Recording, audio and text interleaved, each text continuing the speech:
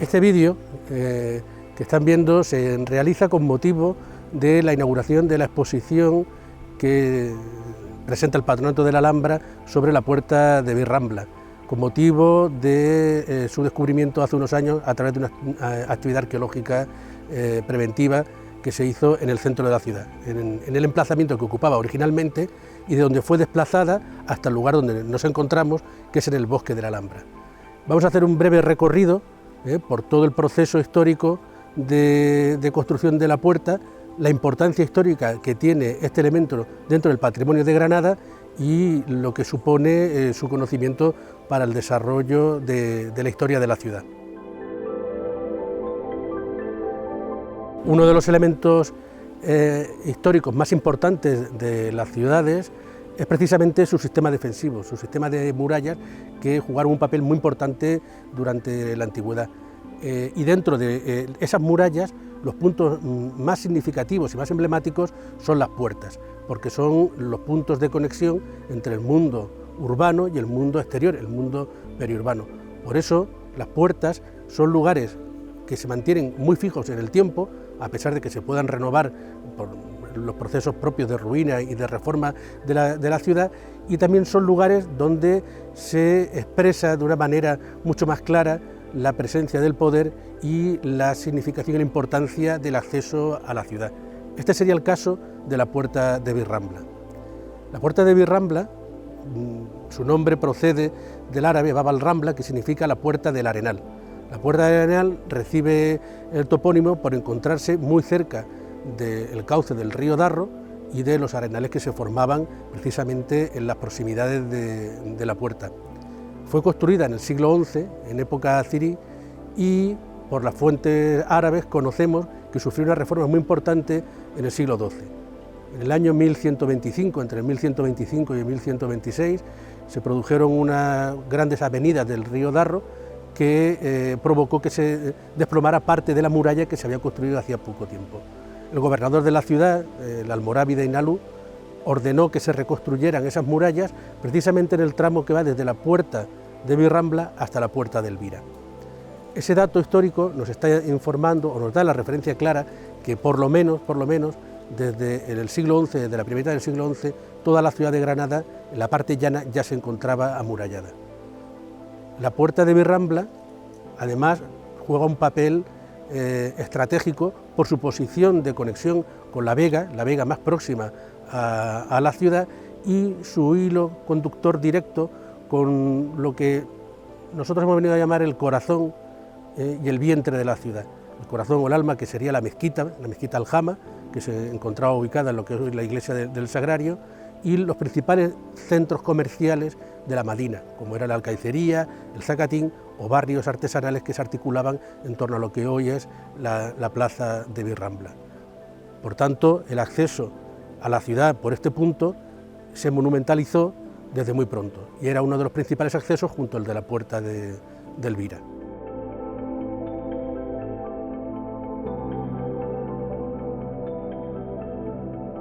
Estamos en la calle Arco de las Orejas, el lugar donde se encontraba la Puerta de Virrambla en su emplazamiento original. De hecho, el nombre de la calle lo recibe por ser el lugar donde se encontraba la puerta, que también era conocida como Arco de las Orejas. Después del derribo, en el año 1884, no se sabía exactamente en qué punto de la calle podría encontrarse los restos de la puerta y si aún se conservaban restos arqueológicos de la muralla y de la propia puerta. Por tanto, era un elemento que se había dado por prácticamente desaparecido en el paisaje urbano de la ciudad. Sin embargo, en el año 2016, con motivo de las obras de rehabilitación del edificio que tenemos a nuestras espaldas, al hacer un seguimiento arqueológico y picar las paredes, nos dimos cuenta que nos encontrábamos ante los restos de lo que era uno de los estribos de la puerta y en el suelo, en el subsuelo, el anclaje con la muralla urbana. La importancia del hallazgo fue tal porque conservaba entre 6 y 7 metros de alzado de lo que era el antiguo torreón, uno de los torreones de la puerta, que obligó a hacer una intervención arqueológica y una investigación de mayor profundidad de las que se suelen hacer en este caso. Para ello, el Patronato de la Alhambra promovió esa investigación haciendo una segunda fase en la que pudimos documentar no solo los restos que quedaban en pie de la puerta y de la muralla, sino sus características constructivas y su cronología, despejando algunas de las dudas sobre el momento de su construcción y todo el proceso de demolición a partir del año 1884. En esta exposición vamos a poder hacer un recorrido no solo por la historia del monumento, no solo por la historia de la Puerta de Virrambla o Arco de las Orejas desde su fundación en el siglo XI hasta su desaparición en 1884, sino también un análisis del proceso de lucha interna que se vivió en la ciudad de Granada entre los defensores de la protección del patrimonio histórico, en concreto la Comisión Provincial de Monumentos de Granada, y los que pretendían el derribo de la Puerta de Virrambla, el ayuntamiento de la capital. Esa guerra duró en torno a unos 11 años, que se saldó definitivamente con la demolición del monumento, pero que generó a la par en todo ese tiempo una rica documentación que es lo que nos permite ver todo ese proceso histórico y que culmina en dos hechos muy importantes. Uno es la reconstrucción en el Bosque de la Alhambra en el año 1933 y el epílogo, que es la aparición de los restos arqueológicos en la esquina de la Plaza de Virrambla, de donde venimos de ver su emplazamiento.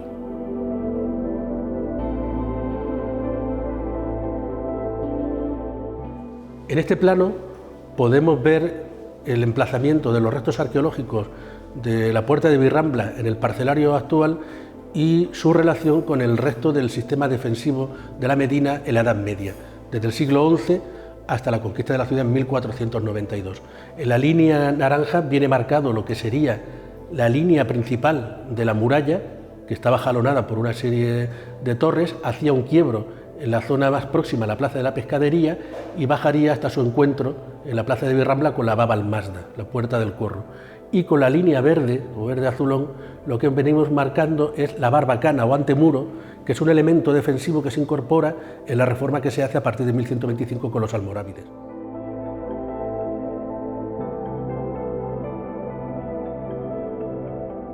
Hasta mediados del siglo XIX, aproximadamente hasta 1850, las murallas medievales de la ciudad de Granada se encontraban en un estado de conservación relativamente aceptable, pero es a partir de esta fecha cuando se inicia un proceso que se acelera con el paso de los años de destrucción no solo de las murallas sino de sus puertas. El primer documento que nos habla del estado de conservación de la Puerta de Virrambla es de 1859 y se hace un informe pericial valorando el estado de conservación que presentaba en ese momento. Si bien se apuntan algunos elementos de ruina, se apreciaba la necesidad de su conservación. Entre esa fecha y el primer intento de derribo, que fue en 1873, se fue dejando todo el monumento, que fue entrando en un lento proceso de ruina cada vez más intenso. El punto de partida fue el hecho concreto de que un vecino compró las casas que pisaban por encima del Arco de las Orejas y pidió al ayuntamiento permiso para su demolición. Rápidamente, la opinión pública del momento se hizo eco de la noticia, denunciándolo en la prensa local, y la Comisión Provincial de Monumentos tomó cartas en el asunto solicitando la paralización del derribo por la importante afección que supondría sobre el monumento. Es el punto de arranque de la batalla por la conservación de la Puerta de Virrambla.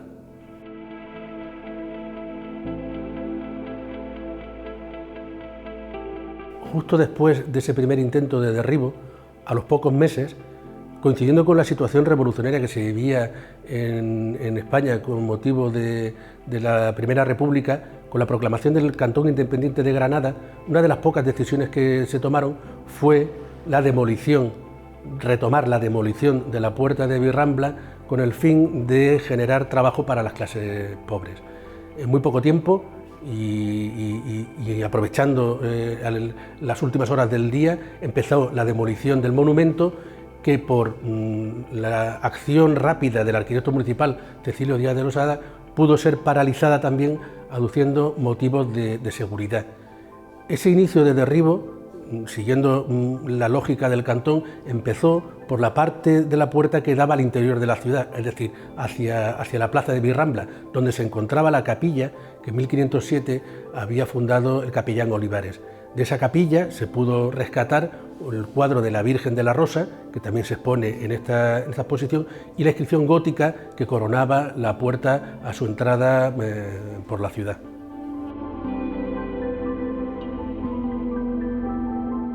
La paralización de este nuevo intento de derribo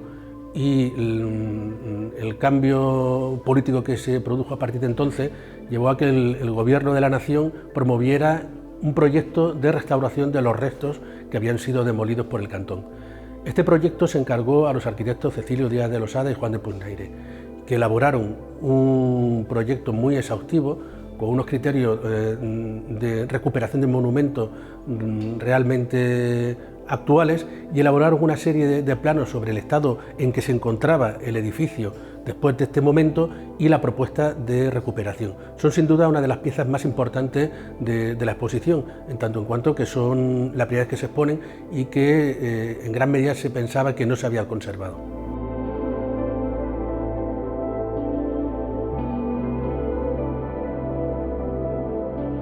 A pesar del cambio político y de la restauración del sistema de monarquía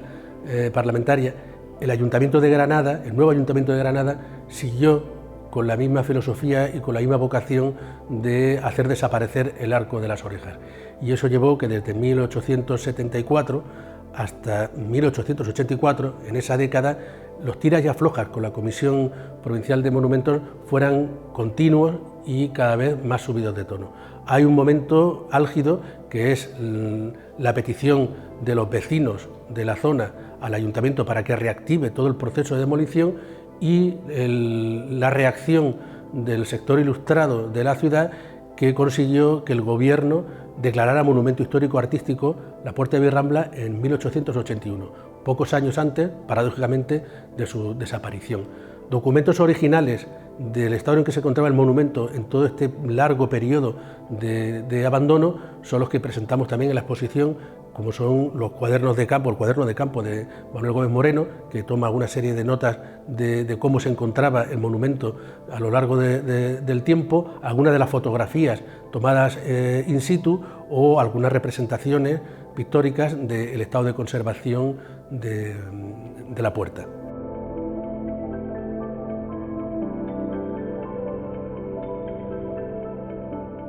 El empecinamiento de las autoridades locales en llevar a cabo el plan de hacer desaparecer la Puerta de Virrambla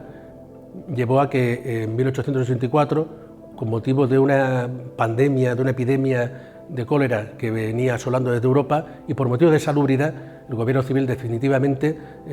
adoptara la decisión de autorizar la desaparición de la puerta. El proceso de demolición fue muy rápido y al mismo tiempo que se estaba produciendo el derribo, se recogieron los elementos más singulares, como fueron las dovelas del arco exterior y todas las piezas de cantería de la puerta inferior una vez que se pasa el arco principal, y el resto de material procedente del derribo se utilizó en el embovedamiento del río Darro. Con este episodio se dio por terminada esa guerra de 11 años entre las autoridades locales y la Comisión Provincial de Monumentos por la conservación de la Puerta de Virrambla. El objetivo era parar en seco una línea que venía a lo largo de la segunda del siglo XIX, que suponía la destrucción de elementos importantes del patrimonio granadino. Evidentemente no tuvieron éxito.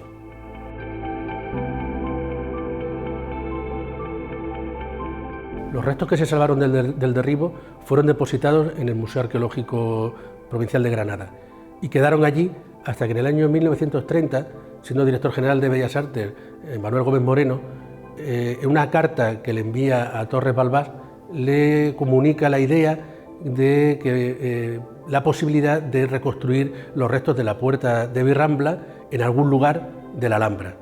A partir de ese año, de 1930 y hasta 1933, se establece un periodo de debate donde se puede ubicar los restos de la puerta reconstruida. Se plantea inicialmente en el secano de la Alhambra, pero finalmente Torres Balbás decide reubicarla en el bosque de la Alhambra, intentando conectar por medio de un paseo peatonal.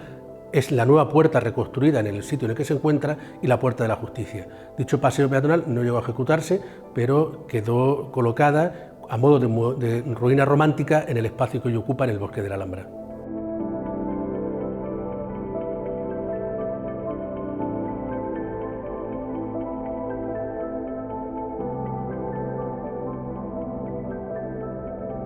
terminamos este breve paseo que hemos hecho por la historia de las murallas y las puertas de Granada, en concreto de la Puerta de Virrambla, pero también de la historia de la propia ciudad, en el mismo punto donde empezamos, que es el lugar donde en el año 1933 Torres Balbás, a sugerencia de Manuel Gómez Moreno, decidió recuperar y reconstruir los restos de la malograda Puerta de Virrambla. Reconstruida en el bosque como ruina romántica es un recuerdo de esa lucha encarnizada que libraron durante 11 años los defensores y los amantes del patrimonio histórico frente a aquellos que veían en los restos antiguos de nuestra ciudad un problema para la modernidad. Es un ejemplo de cómo el patrimonio es importante en ciudades históricas como Granada.